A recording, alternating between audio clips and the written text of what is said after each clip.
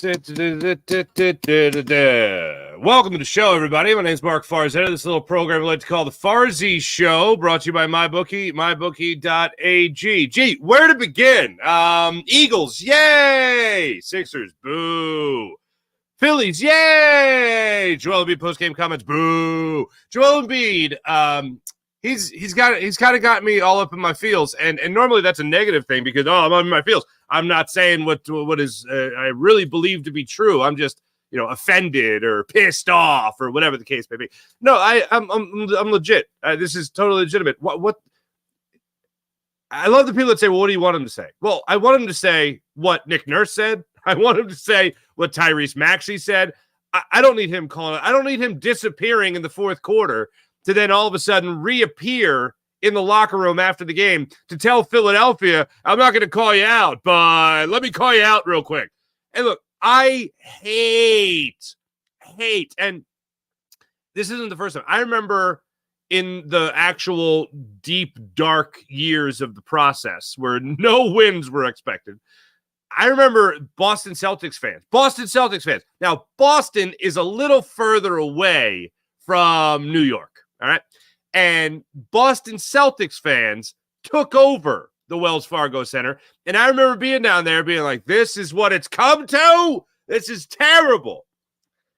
The Knicks, I'm not even going to say I get it because they're close. And I know that's one of the things Tyrese Maxey said. They're up the street. You just go up the street. There's New York, right? It's sickening to hear a Philadelphia arena, stadium, ballpark, whatever, taken over by outsiders. The days of the Phillies, and they're not really gone, but the days of the Phillies taking over the Nationals Park, for instance, and the fans in the left field stands that had the sign that went across and it said, Citizens Bank Park South. Oh my goodness, that made me feel so good. And it makes me feel just as terrible. As a matter of fact, worse when another city takes over our arena. That is, people were alluding to it, and I had been watching NBC Sports Philadelphia, I'd been watching the games on NBC Sports Philly, and I hadn't heard the crowd that much. But watching the national broadcast yesterday, it was deafening. You couldn't tell. It was like a neutral sight. Watching that game yesterday, listening to the MVP chants for Jalen Brunson, listening to the roar of the crowd for Jalen Brunson making some kind of circus shot over Joel Embiid, who actually had him well covered multiple times. And Jalen Brunson is like, nope, I'm on fire right now. Nothing you can do about it. That right there just already puts you in a bad mood. The Sixers, of course, blowing two separate 10-point leads. That's sickening as well. That puts you in a bad mood. And then watching Joel Embiid with that baseline shot that he passed up with about 24 seconds left when the Knicks were up 4 points, 95-91. And Joel Embiid gets an inbound pass from Nico Batum. Kyle Lowry isolates Joel Embiid, screens off two defenders at one time. And Joel Embiid says, oh, you know what? No. Here's what I'm going to do. I'm going to go to the rim. I'm going to pick a time to be aggressive, and that time to be aggressive is right now with 24 seconds left and try to throw it down. Now, here's the thing on that particular play that I know a lot of people are pissed off. We're going to get to the comments in a second here when it comes to what Joel Embiid said after the game, but this is all building up to that. So Joel Embiid does not have a point yet in the fourth quarter. Joel Embiid is sitting at 26 points from, I believe it was the 2:50 mark of the third quarter. And then you fast forward to about 24 seconds left. He has 1 point at this time, 24 seconds left. He gets the inbounds pass. I think I understand what he was trying to do. I have my theory is that he's thinking, I'm going to go to the rim, I'm going to get the N1, and we're going to be down 1 point. And you know what? I don't hate that. 24 seconds left. You need 3. Yeah, that'd be nice. So you need 4, actually. So he dribbles to the lane. And I don't know if he was expecting contact earlier. He looked awkward as hell. He looked like a newborn deer, all right? He looked like Bambi. And he goes to the lane, misses, gets blocked, and I think he was just expecting contact and didn't really get a lot of contact. That's not the time to try to draw the foul. The biggest thing you could do there is get 2 points. Throw that baby down and hope you get fouled in the process, but that is not a time to be foul hunting if you're Joel Embiid. And we all have watched this game. We understand that's what he does a lot of the time. 24 seconds left in the game. You're down 4 points. That's not the time to be foul hunting. So he goes to the lane, tries to throw it. Well, doesn't even try to throw it down. He tries to get fouled is what he does. And he ends up getting blocked. And that's that.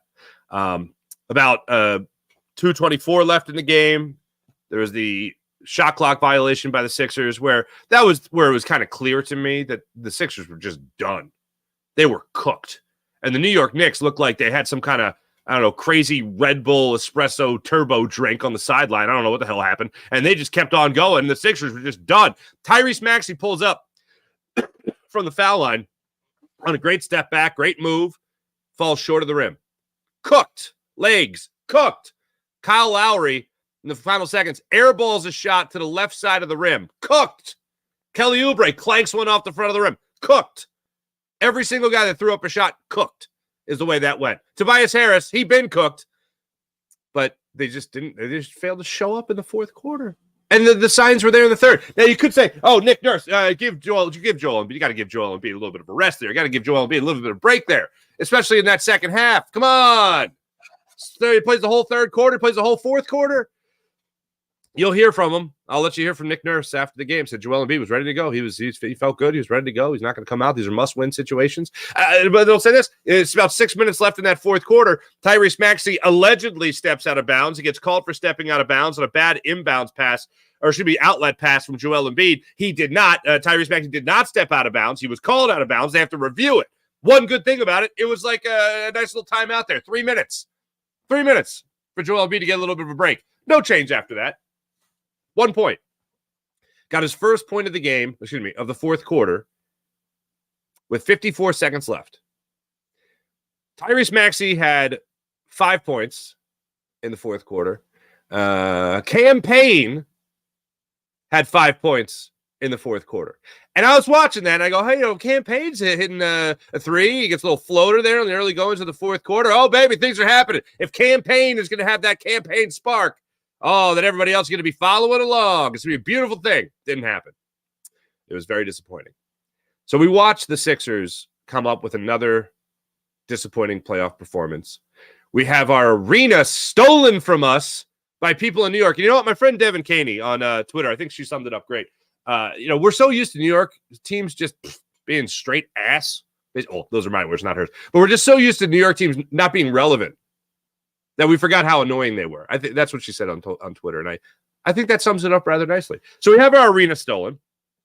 We have 2 separate 10-point leads blown. 3 consecutive possessions that ended as turnovers. Offensive rebounds going into that fourth quarter. Rebounds in general going into that fourth quarter. Pretty dead even. And then out of nowhere, the Knicks start doing exactly what they did in game 2, which was the Sixers stayed pretty even with second chance points, offensive rebounds in general. And then in the final couple of minutes, or in the final fourth quarter, really, the Knicks just said, we're going to hit overdrive here, and we're going to leave you guys burnt in our dust. Okay?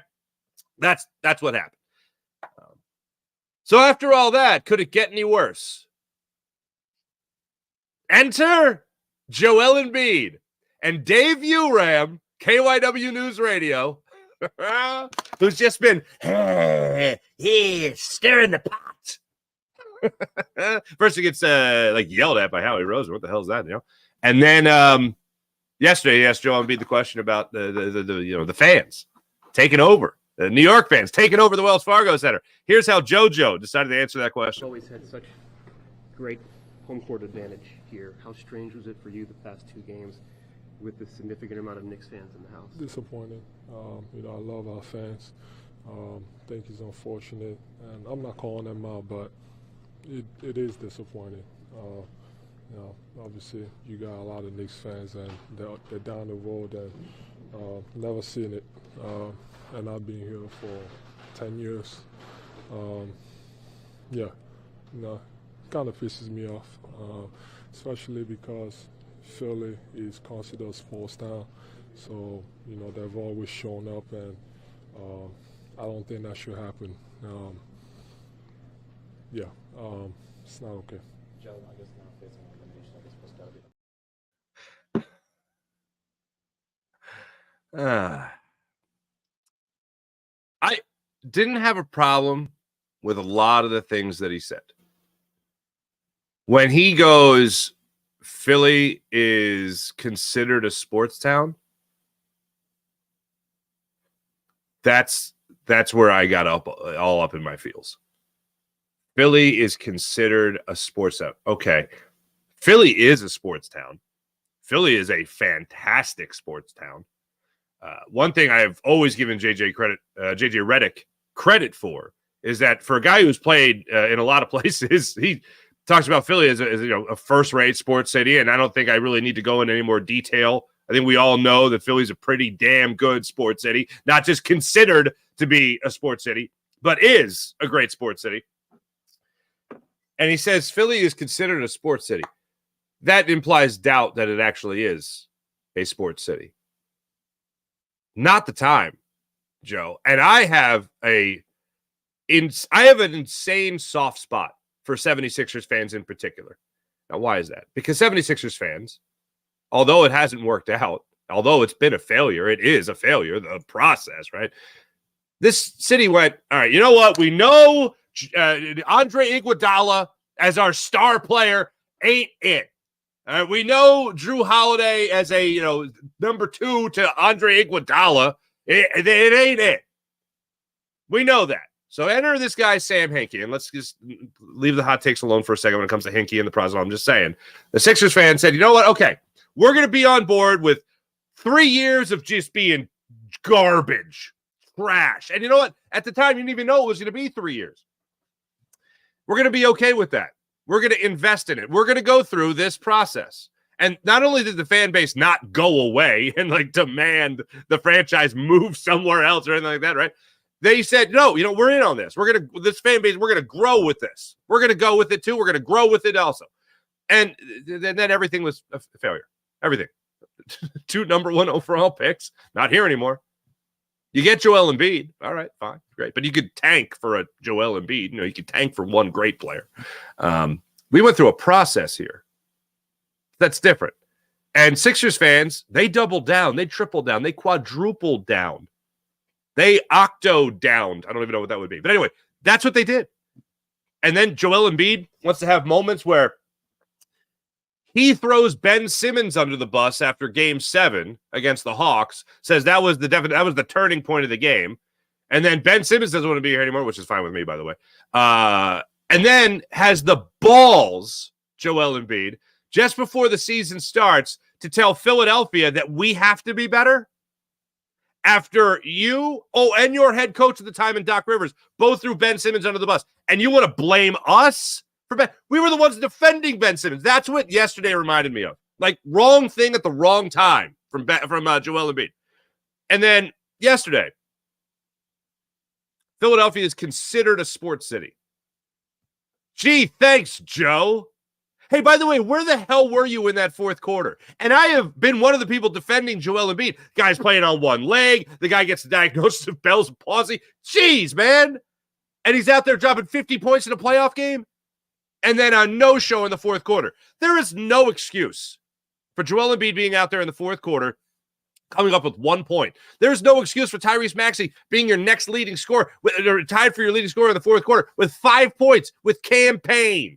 These are 2 all-stars. Somebody tweeted me, all you got to do is guard Joel Embiid and Tyrese Maxey. Oh, is that all you have to do? You just have to guard those 2 all-stars, the reigning MVP of the NBA. That's all you got to do is guard them and then they just disappear? Cool. Thanks. I heard somebody say that the Sixers defense collapsed in the fourth quarter. They allowed 20 points. If you tell me in the fourth quarter you're holding the Knicks to 20 points, I'm going to assume you win that game. I'm going to assume the Sixers are at least getting 25 in the fourth quarter. You hold the Knicks to 20, I'm going to assume you get 25. And that's even considering the fourth quarter things at a little slower pace. Embiid 0 for 5 in the fourth quarter. The only point he made was the foul shot.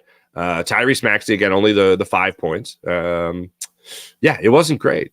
It was pretty terrible. And then after the game, you have the balls to call out the foul. I'm not going to call out the fans, but allow me to call out the fans. Not the time. Look, I've said at the end of last year, I'm not pushing Joel Embiid out the door. but I'm taking calls. How would you be stupid not to? Now this year, it's like, wow, Joel Embiid has that to say. Joel Embiid has another injury he's got to fight through. How many times are you going to watch the same movie with Joel Embiid? I'm still at the point where I'm pushing him out the door, but I'm going to quickly get over a trade. I'll tell you that much. This season for me was all about Tyrese Maxey improving. I've gotten that. And I'm grateful that he got at least the 2 months this season without Joel Embiid to at least get that experience under his belt of him kind of being the lead dog in Philadelphia. And he might be the lead dog sooner rather than later. I know Joel Embiid said the other day he wants to play for 8 more years. Hey, good for him. I hope he does.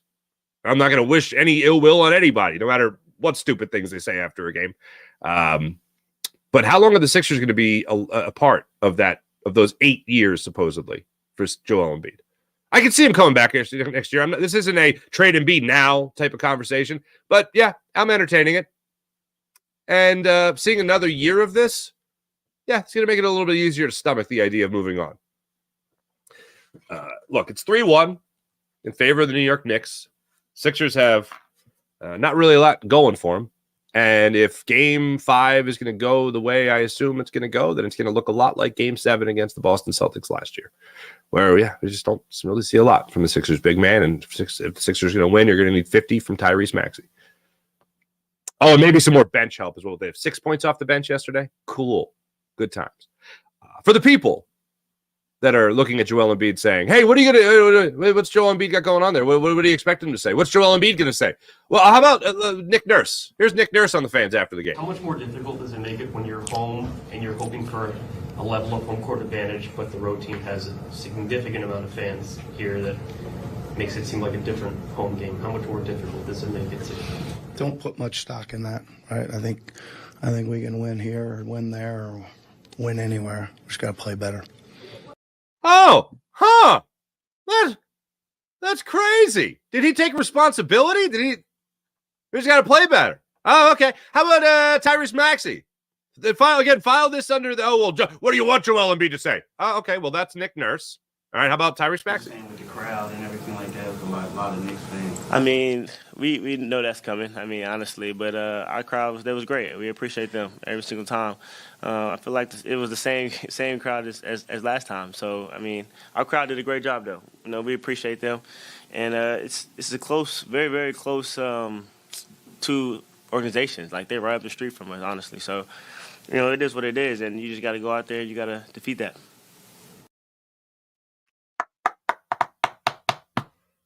What's he going to say? Well, how about what Tyrese Maxey said? How about what Nick Nurse said? All people want to hear is ownership and accountability. And this isn't, I know people have turned it into, Philly fans supposed to be so tough. You can't take a little Christmas. It's not that, man. It's not that. In today's day and age, tickets available everywhere. People get tickets. It's what they do. And you can be from wherever and get tickets. And that's what happens. But when it comes to what happened in that fourth quarter, you don't record a bucket. You don't get a field goal in the fourth quarter. And you want to talk about the fans and how they're supposed to be a sports city? Oh, gee, thanks. Yeah, we're a pretty great sports city. There's a big common denominator here with the 76ers, whether it's Brett Brown, whether it's Doc Rivers, now it's Nick Nurse, whether it's Ben Simmons, whether it's Jimmy Butler, whether it's James Harden. You're the guy that's still here. Oh, Tobias Harris is still here too, so let's not forget about that.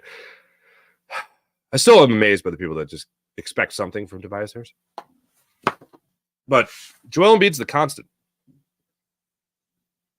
How often are you going to have these guys, have a guy like him disappear in the fourth quarter or disappear in the biggest of games? It's getting harder and harder to defend the guy. And this is after a lot of Sixers fans, defending him for the scrape he had with Robinson, trying to pull him down to the ground there. This is basically a fan base that has just defended him tooth and nail. And I'm having wild flashbacks to the end of the Ben Simmons era in Philadelphia. Defending him tooth and nail until you just couldn't defend him anymore. He sits in his locker and says, can't happen. We're not going to lose this series. we're the better team. And then he comes out with a 50 burger. That's how you back those words up. And then in game 4, you disappear when it matters most. That ain't helpful. That ain't going to get it done.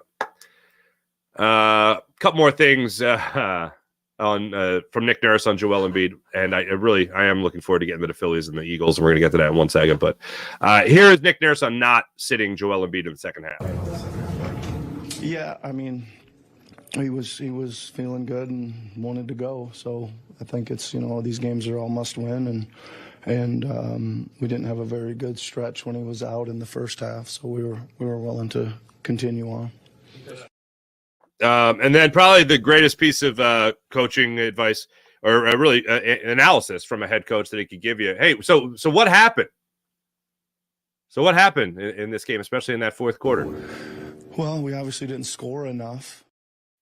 Thank you. All right, that breaks it down. Is that clear enough for everybody? We got that? Don't think I wasn't looking forward to playing that cut since I started talking 21 minutes ago. Don't think I wasn't. Just one. Well, we obviously didn't score enough, right? Caller makes a fine point. In the words of Steve Fredericks, and the caller makes a fine point. Anyway, I think the Sixers are done. I think it's over. I think Joel Embiid's going to score like 12 points in Game 5 in New York, and then then it's officially Phillies season, right? Is that how that works? I'm going to get to the Phillies, but I do have to get to the NFL draft. I'm going to get to the NFL draft right now because I'm amazed. I'm absolutely amazed that this is my point on Friday. So we're reacting to Quinyon Mitchell becoming a Philadelphia Eagle, and he was rated as the best corner in the NFL. The Eagles need a corner, and they have a chance there to get a talented player. And he falls to you at 22. How the hell does that happen? I don't know. I made the point of Jalen Carter. Wait, how does the NFL let Jalen Carter become a Philadelphia Eagle, right? How does Quinyon Mitchell, how does he become a Philadelphia Eagle at 22? How does he fall to that spot? And then a guy that a lot of people had a first-round grade on, including the Eagles, they get Cooper DeJean, and I'm sticking with it. He said he might change his name, so I'm sticking with it. I've been riding that throughout the entire draft process, so I'm sticking with it. Cooper DeJean. Okay, fine. They get him in the second. What? That's not supposed to happen. I mean, literally, you go from Lito Shepherd to Thursday, from Lito Shepherd to Thursday without taking a corner in the first round. And then the same time that you got Lito Shepherd in the second round, you got Sheldon Brown. And now this time around, you get Quinyon Mitchell in the first round and you get Cooper DeJean in the second round. All right. History repeats itself for the Philadelphia Eagles. I'm elated that the Sixers made these, or that the Eagles made these moves, especially when you talk about Howie Roseman. And look, could you talk about Edgerrin Cooper? And I was interested to see where Edgerrin Cooper go after they get Cooper DeJean there in the second round. I'm very happy they got him. I'm elated that they got him. They just don't value linebacker. I was waiting for Edgerrin Cooper to drop down big time. So sort of like almost to the third round, like Nakobe Dean. Like, why don't they take Nakobe Dean right there in the second round? He's sitting right there in the second round. And they didn't take him. And then he fell all the way to the third round. I'm like, okay, maybe there was more to that. And then the Eagles took him. So I was waiting to see if Edgerrin Cooper was going to keep on falling. He didn't. He went like 2 or 3 picks later. But with that being said, just all glowing remarks on Mitchell, all glowing remarks on Cooper DeJean and what he's going to bring to the table for the secondary. Extremely versatile player. Howie Roseman,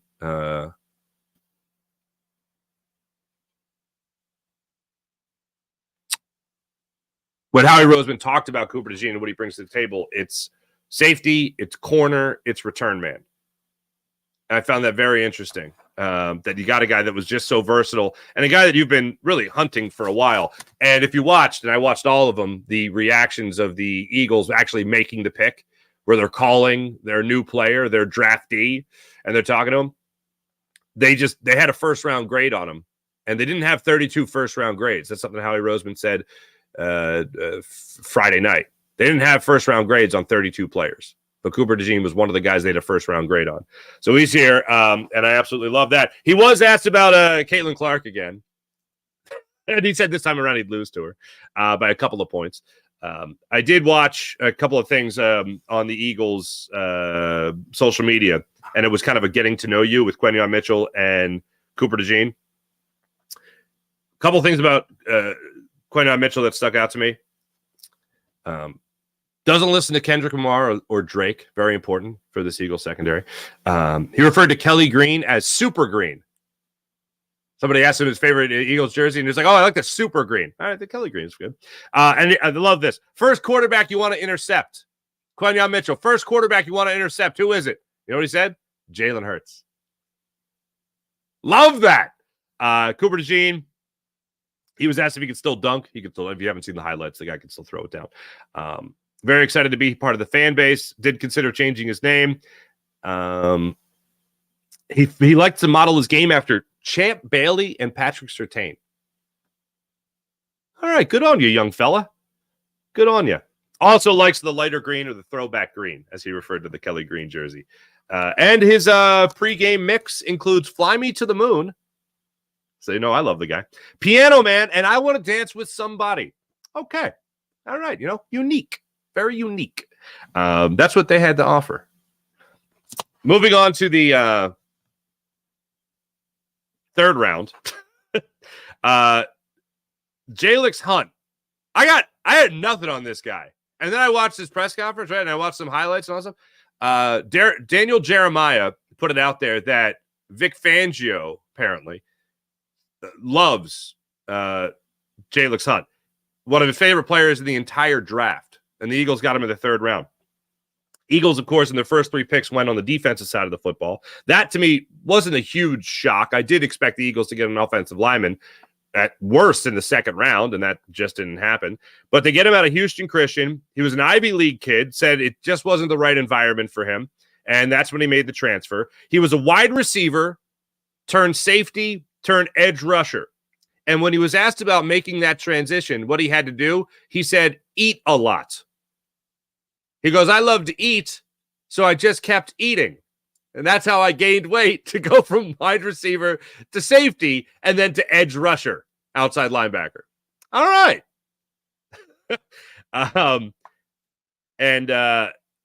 He just is very excited to play here in Philadelphia. He was crushing chicken and rice. Those were his things to gain the weight. Look forward to seeing what he could do in this Eagles edge. In a Vic Fangio defense.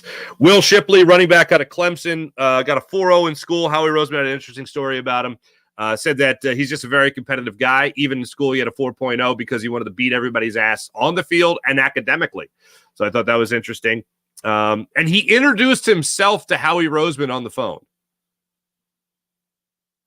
All right. It's like, dude, I just picked you. I know who you are. Anaya Smith, interesting. Listed as a running back. Listed as a wide receiver, but also a running back. He, in his hype video that he released out of Texas A&M, he describes himself as a running back and a wide receiver. So we'll see where the Eagles, really want to put him. Also, his hype video was Phil Collins, so that was pretty funny. And Howie just had been saying that he really loves the guy. Him and Nick Sirianni. Nick Sirianni says he gets involved in the draft process late because obviously during the season he's got some other things he has to do. But he was watching tape of Anaya Smith and just said, I love this guy. This is a guy. Have you watched this guy? This guy's great. So they're on the same page as far as that goes. The fifth round, by the way, Anaya Smith was the fifth round, pick number 152. Jeremiah Trotter Jr., we all know, out of Clemson, linebacker. He's a Philadelphia Eagle. The closer we got to the draft, I heard more and more people talk about Jeremiah Trotter Jr. as if he was not even a day 2 pick. I found that to be interesting. I know some people might look at him as a little oversized or undersized. So that's interesting. It was very touching, very emotional, especially when Jeffrey Lurie got on the phone with him and just talked about, like, hey, I've known you basically since you were like a little baby. I've known you since you were like 2 or 3 years old. And then to say that he loved his mother, who's since passed away, was a beautiful thing. And Howie did talk about drafting Jeremiah Trotter Jr. and he's like, look, there's a specific skill set that we're looking for, and at that point in the draft, that's what we were after, and this just fell into place. You could believe it, you could not believe it. It's the 5th round. They had a couple of picks there in the 5th round, 3. So you could say that it's just whatever, but I love that they got him. They got a linebacker. They need a linebacker. They got a good linebacker, I think, and of course one that has history. I'm going to play some stuff for you guys for Howie in a second, but here's Jeremiah Trotter Jr. on coming to Philadelphia. And that moment happened that you know that you're coming back to the Eagles. No, it was great. It was a great moment. It's something that I worked to try to be at and try to accomplish my whole life. And I'm extremely grateful. I thank God. I thank, the Eagles organization for giving me that chance and that having the opportunity. And, I'm just ready to get to work now. We'll go to John and then Howard.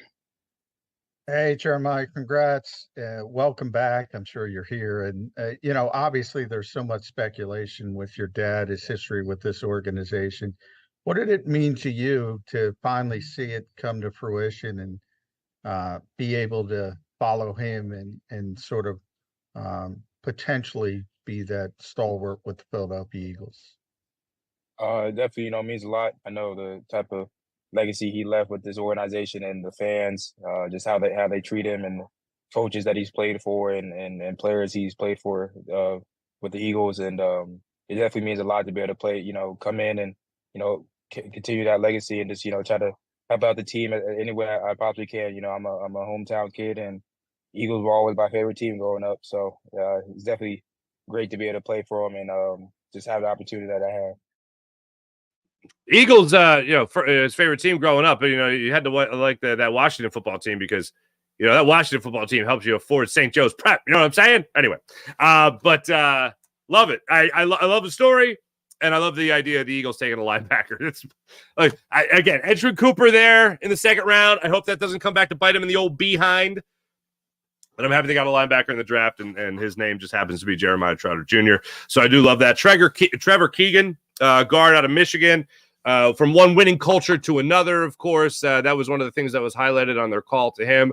They're big fans of him, as one would expect. They got him with their last pick in the 5th round. 6th round, they take Johnny Wilson. Johnny Wilson's interesting here.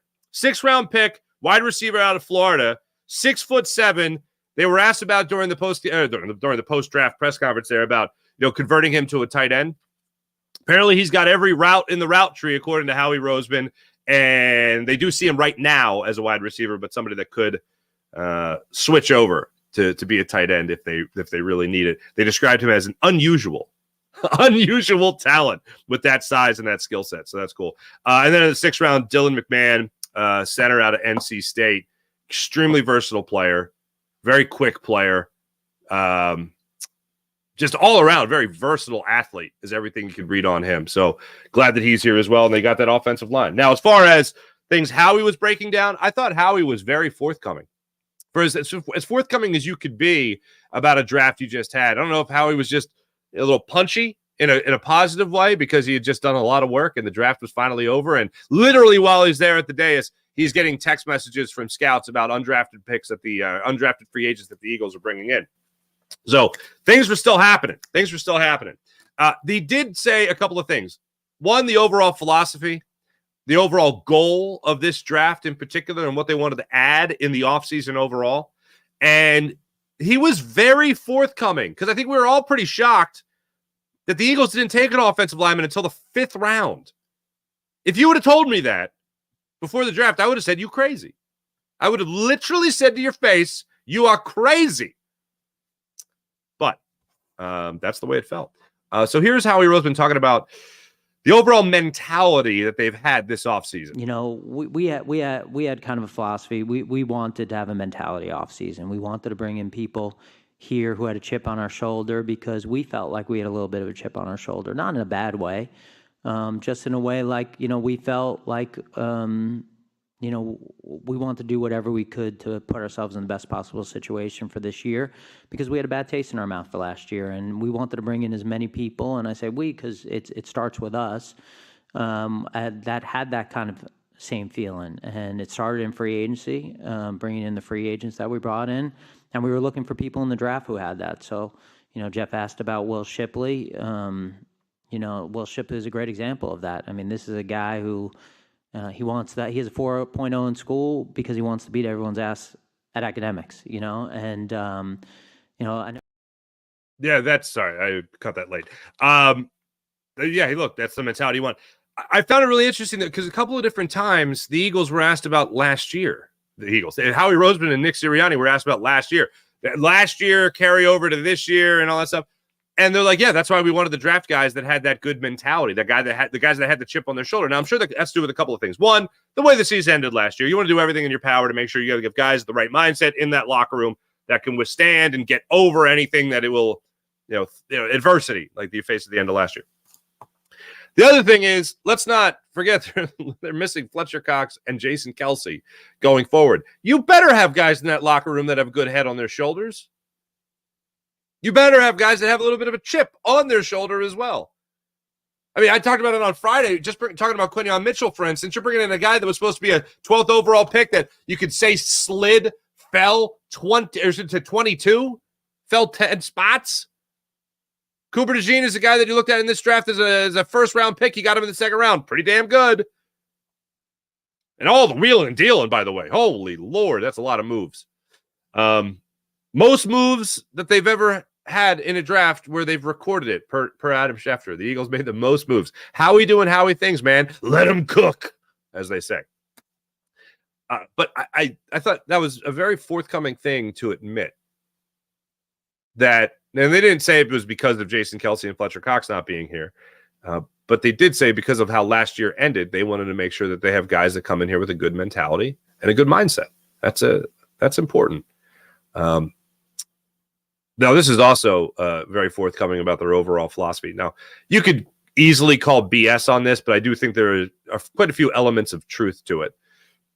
You're not going to draft people typically to say this guy's a project. Like Jordan Mailata, where a guy hasn't played football, you could say that's a project. You could say it's going to take some work, and it seems to have worked out pretty well. But when it comes to other guys in the draft, you typically don't say, oh, well, we don't see him as a starter. I mean, we see him as a decent backup, maybe develop. You don't really break that down. But Howie, I thought this was interesting when he was asked about, especially in the 5th round, getting guys that could be depth pieces. Howie revealed the Eagles' approach to how they draft these college athletes. Moving up and, starting sometime down the road, like, how do you see it? Yeah, we don't draft anyone that we don't think can start. Everyone we're drafting starters. We feel like we can find backups. So any person that we're drafting, we see the potential to start.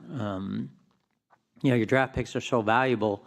If you're not drafting guys that you think are starters, you're already kind of setting the limit on what they can do. So that's why we talk a lot about tools in their body. That's why we talk a lot about development, because we want guys that we feel like can step in and start. We know it's a long season. We're trying to play 20 games. We know we're going to need guys that have to come in and fill in if guys catch a cold for a game or two. So I think that from our perspective, we didn't draft anyone. Now, obviously we draft receivers. We got 2 of the best receivers in the league. But at the end of the day, we're drafting guys based on how we value them, like we're an expansion team. So when we do our college grades, when we do our board, they're not needs-based. Not needs-based, right?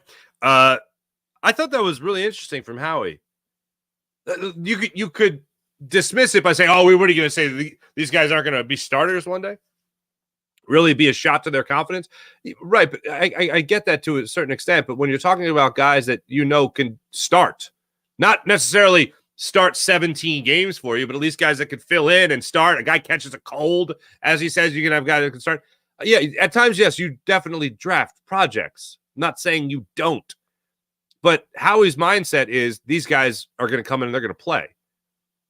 There might be guys like Hunt, for instance, they're going to come in here, they're going to take some time, and they're going to have to work at it and get used to the NFL level of play, certainly. Even your top 2 picks in DeJohn and Mitchell. These guys are going to have to adjust. This is why the draft is such a crapshoot. This is why all of a sudden, in the 6th round, you get a Hall of Fame center.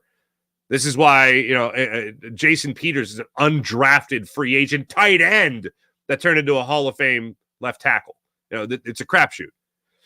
Don't need to tell everybody that. You guys kind of get that already. But when it comes to the overall philosophy, you want to be taking guys that you really feel can be starters for you because people are going to get a chance to play. In the NFL, everyone's going to get a chance to play. I like the idea of we feel like we can get backups.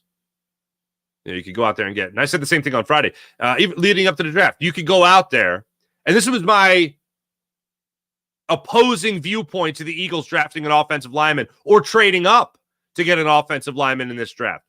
The reason I didn't want him to do it is because you didn't necessarily need to do that. You could get a backup. Literally on Thursday, I was telling you could get a backup offensive lineman in free agency, and they did that recently. They did it yesterday, but when it comes to the draft, you don't need to move up, waste assets to get Lane Johnson's replacement now. That doesn't have to happen. You don't need to draft somebody in the first round that's going to give Tyler Steen or Matt Hennessy a run for their money at the right guard spot. You don't need to do that. You could get that depth in free agency, undrafted free agency, or just regular old straight up free agency. So I really like that idea and how forthcoming Howie Roseman was right there. Also, okay. So again, going to the 5th round, telling me that the Eagles aren't going to draft a offensive lineman until the 5th round. Like, I can't even say that sentence. They didn't even take an offensive lineman until the 5th round. And it was their last pick of the 5th round, by the way. Or excuse me. I apologize. No, it was, their last pick of the 5th round. Yeah. In Trevor Keegan out of Michigan.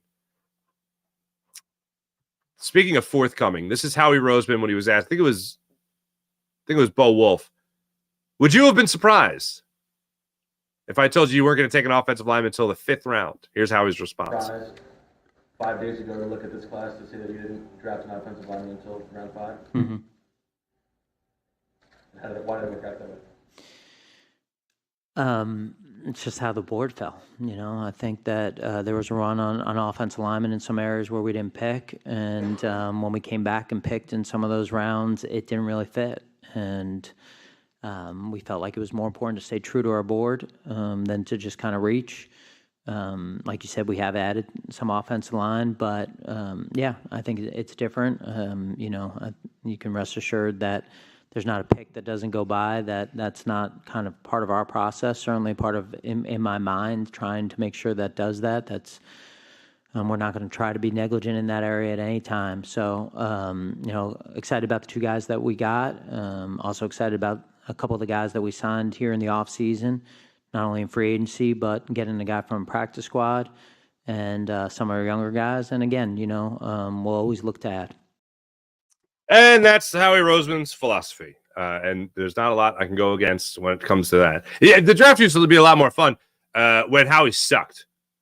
That was a lot more fun.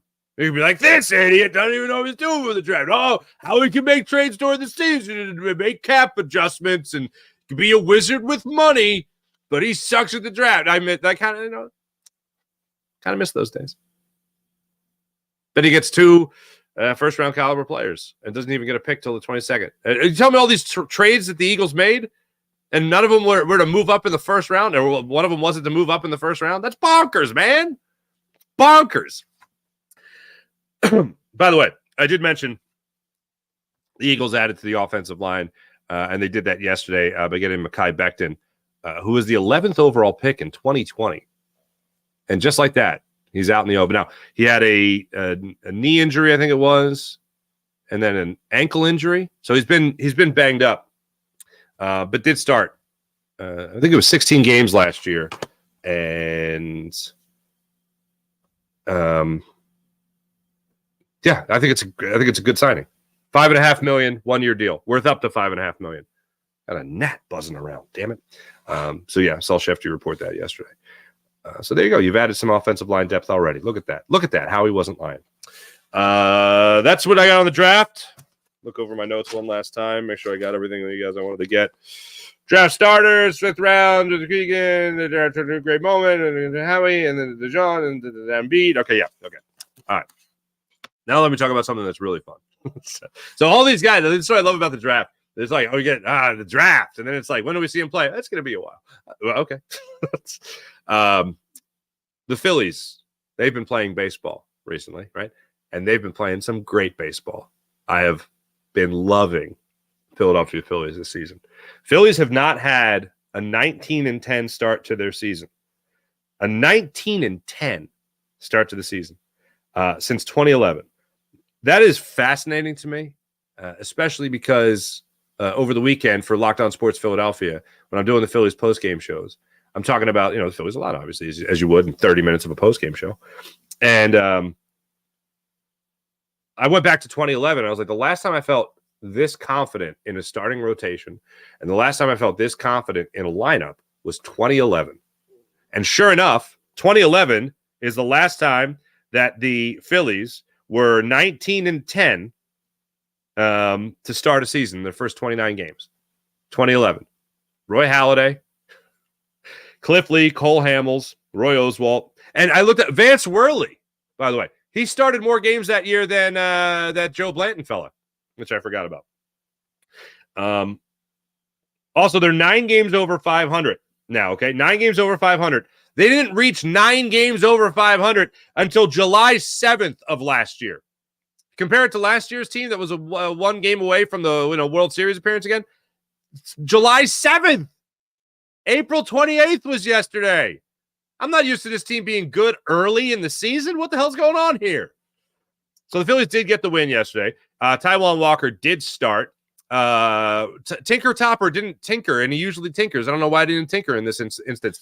A couple of things about leaving Taijuan Walker out there, putting him back out there for the 7th inning, that made no sense to me. I think he was at 83, 84 pitches. What the heck was he at? So I was surprised that he went out there for the 7th inning. Usually guys that are coming off the IL, Rob Thompson is extremely cautious with. That's one philosophy that he violated yesterday that he usually stands by. The other thing that he violated was, I want him to feel good. He had 6 innings, 3 runs. I want him to feel good. Coming out of the game, I want him to feel good. I want him to feel like I got 6 innings under my belt, 3 runs. I feel good. He violated that yesterday. We hear it all the time. It said it about Aaron Nola. Aaron Nola's been struggling. I mean, maybe Aaron Nola to walk off the mound feeling good. That's why I didn't bring him out there again for the 6th or 7th inning. Well, Taijuan Walker is coming off an injury, coming off the injury list, right? Injured list. And Taijuan Walker pitched a quality start. No reason to have him out there. No reason to have him come out for the 7th inning. And he had him come out for the 7th inning. It didn't make any sense to me. And to make it worse, there's a third thing. The minute a guy gets on base, the minute you have the error there from Bryce Harper at first, get somebody up in the pen. How do you not have somebody up in the pen already? When you know you're going to have a guy pushing 90 pitches in his first start coming off the IL. Doesn't make any sense. I don't know what the hell Rob Thompson was thinking yesterday. So, Taijuan Walker goes 6 1/3, 6 earned runs. Spencer Turnbull, in 5 starts this season, has allowed 4 earned runs. So to compare those lines, that does not look good. It does not look good even a little bit. And it looks like Spencer Turnbull's going to get one more start in the rotation before he goes back into the pen. But those lines don't look good. And I think Rob Thompson did Taijuan Walker a disservice. Believing him out there or bringing him back out there for the 7th inning. So I did not like that. I did not like it one bit. You know what I did like? A couple of things I liked. Number one, Bryson Stott hitting 2 separate 2-run home runs. I also liked, before those home runs, Nick Castellanos, wait for it, had good at-bats. What? Yes. Nick Castellanos had back-to-back good at-bats. One at-bat, he was down 0-2. And then, wait for it, showed patience. What? Yes, patience for Nicky 3 Buttons. Showed some patience, worked walks. He was down 0-2 in the first one. He was down 1-2 in the second one. Laid off a couple of pitches low and away. What? Yes! And walked and got on base before Bryson Stott. Bryson Stott, home run. The second home run by Bryson Stott was really interesting because he was down in the count 0-2. Bryson Stott last year, best 0-2 hitter in baseball. Gets down in the count 0-2, hits a home run. Fantastic. Bryson Stott needed a game like that. You know what else I love? Alec Bohm hit like an MVP, folks. I broke this down for you during the 10-game homestand of how Trey Turner's batting average rose like 100 points or 71 points. Johan Rojas's batting average during that 10-game homestand raised over 100 points. That's pretty good. Alec Bohm, I was crunching the numbers. The math major that I was, that's a lie, has raised his batting average during his 12-game hitting streak, extended yesterday to 12 games, from 232 to 365. He's had 16 runs batted in over his last 12 games during the streak, 9 extra base hits, and 3 of his 4 home runs on the season. Holy Stromboli, Alec Bohm. A couple of doubles yesterday as well. He's just grooving, man. I saw Bryson Stott get interviewed after the game, and he was talking about, hey, Alec Bohm is really having a great season too. What are you making of Alec Bohm? And he said that he was talking to Whit Merrifield on the bench, and he was like, Bohm's due for an RBI. It's been like 3 at-bats. It's like, yeah, so he's well over it. It's been 3 at-bats since Bohm drove in a run. What the hell is he doing? Get the hell out of that slump. He's just grooving, man. He's just grooving out there. And you love to see it. JT Realmuto had a home run yesterday and a great quote. Just said that with this starting rotation, it's never been easier for him to do his job. That's pretty good. That's how you know things are going well for you, right? So I loved hearing that. Yeah. Pretty great. Pretty great. Phillies get the sweep of the Padres. They start up a 3-game series with the Los Angeles Angels of Anaheim, California, Los Angeles. So that starts today. Tonight, actually. 9:38 start time. You want to get weird? Let's get weird. And Christopher Sanchez set to get the start for that game. Let's get into the chat check and see how you wonderful people are doing on this fine Monday morning after an action-packed weekend. I'm going to go from recent to past.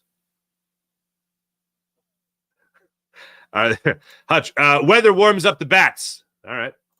Eagles fan, you could put Bryce at the end of the batting order. They'll still average 5 to 8 runs a game. They're effing loaded. I'm with you. Daz, Bohm 4th in the majors in ribbies. Pretty great. Oh, roast pork Italian. Great name. What's up, roast pork? Farzi, you love the Kush. There we go. Daycare, our best players. Hells yeah, man. Don't bring Walker's juju into this rotation. Yeah. Starters have been unreal. Bullpen comes in teams light them up. Oh, bullpen comes in teams light them up. Yeah. Also interesting that Junior Marte got the appearance there in the 8th inning. Thought that was weird. Sean Kill right now. Eagles drafted 5 Red Star players. Yes, they use exemplifies what it means to be an Eagle based on character, team captain, testing numbers, and intelligence. Howie was scrolling. Sean, I don't know if, maybe this is what you're alluding to. So Howie was literally sitting at the dais, and he's scrolling his phone as he's getting asked questions. And he's like, hold on, I want to give this to you from a scout.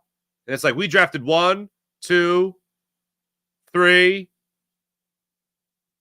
We drafted 5 Red Star players. 5 of them.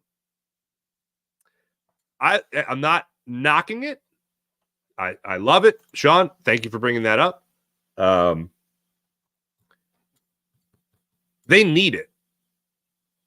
And I think it all goes back to you're having a huge turnover, not just this year, but next year when it comes to, like, think about this. You're losing 3 Super Bowl champion players from Jason Kelce, Fletcher Cox to next year, Brandon Graham. That's a little bit of a turnover there. In 2 seasons, you're going to be missing that. Yeah, you need guys that can go out there and absolutely be leaders and can weather the storm of the adversity that's going to happen in an NFL season. Daz Turnbull is greater than Walker. I agree. Just the best players on the field, Vic, says Twiz. When it comes to this Eagles team, yep. Eagles defense.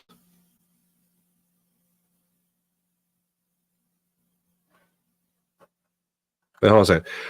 Rose Borgenstein, Farzy, if you miss bad draft picks, just look at last season and see Nolan Smith. You should be back to I'm thinking Howie sucks at his job. Yeah, no, it's hard to do that, man. It's hard to do that. I am not a Nolan Smith fan. I'm on the record of saying I'm not a Nolan Smith fan. You guys should know I'm not a Nolan Smith fan. I hope he breaks out this year, but he's just not in my immediate plans for next year. Washington had a very good offense, I will admit. Or offseason, I admit. Yeah, I agree with that. Did you see April? What's up, April? Did you see the video of the Panthers owner taking an Eagles hat from someone at a restaurant? Oh, my God. No, I did not see that. That's incredible. He's not – if I'm thinking of the right guy, he's not a good dude. Unfortunately, it's the Eagles. We don't start rookies, says Daz. Mihai, Phillies, Eagles, and Flyers city. Oh, yeah. Not a Sixers city now. Slay is still a decent corner, says Twiz. Still a decent corner. Just don't want him talking to our guys about business decisions. Fair enough.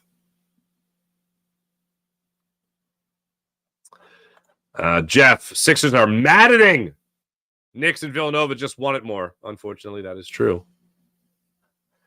Yeah, this is it. Daz, you said this. Who else said this? Sean said this, I think. The Quentin Mitchell is going to be a starting corner. James Bradbury's gone. James Bradbury is as good as gone. And I think one of the reasons that they were so high on Cooper DeJean is that he is such a versatile player. And he can play safety if he needs, can play in the box, can play on the outside. So that might take a minute. I don't think he's going to be a starter out of the gate by any means. But yeah, Quentin Mitchell, he's starting. Love hearing Trot call to Trot, or love hearing the call to Trot. Lots of emotion there. Yeah, April, that was awesome.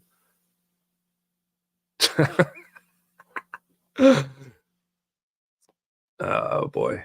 IBH, what's going on? I think their game plan changed when DeJean slid down into the second round. Absolutely. That Edgerrin Cooper was gone by the late third round. Yeah, I didn't think Edgerrin Cooper was getting out of the second round. That's why I was so interested to see where he did end up going. And yeah, I think it was a couple of picks later, maybe 2 or 3 he went. But yeah, pretty bonkers, man. Pretty bonkers. Let's see if I can get anybody else in here. Knicks just got that juice, says Jay. Hunt is a great personality, Twiz. I do hope he works out. Here we go, Sean Kilrain. Dylan McMahon was among the most athletic prospects in the draft. 33-inch vertical, 9'7" broad, ran a 4.45. That is incredible. That is incredible. I didn't see his 40 time, but that's bonkers. That's pretty great. All results qualify as elite. Love the pick. Yeah, especially in the 6th round. They took him 1 spot earlier than they took Jason Kelce, I believe. Shooter McGavin, what's going on? Dirt for Embiid, use the cap space and get a serviceable big. Okay. April, good morning. Vibes. We never win with Embiid. Yeah, it kind of seems to be the MO. Payne, what's up? James Alexander, good morning. Buddy Christ, good morning. Sean Gillespie, good morning. Daz, Maxine Embiid, not enough. I concur. Daniel, happy Monday. Happy Monday to you. Shooter McGavin. Knicks are excited for mediocrity. They have sucked for 30 years. Yes, they have. They absolutely have. The 76ers suck. That pretty much sums it up. Thanks, everybody in the chat. You guys are great, as per usual. My name is Mark Farzetta. This is the Farzy Show, presented by MyBookie. MyBookie.ag. Download the app. Use promo code Farzy and take advantage of all that MyBookie has to offer at MyBookie.ag. Thanks for watching. Thanks for listening. Hey, bonus me today. 2 things. One, I'm going to be on Fox 29 coming up in about 45 minutes. The other, I'm going to be on Locked On Sports Philadelphia. So make sure you guys like and subscribe to Locked On Sports Philadelphia because I will be on after the Phillies game tonight. So it'll be late night, early morning for moi. See you guys then. Have a great rest of your day. I'll see you guys tonight and then tomorrow morning as well. See you.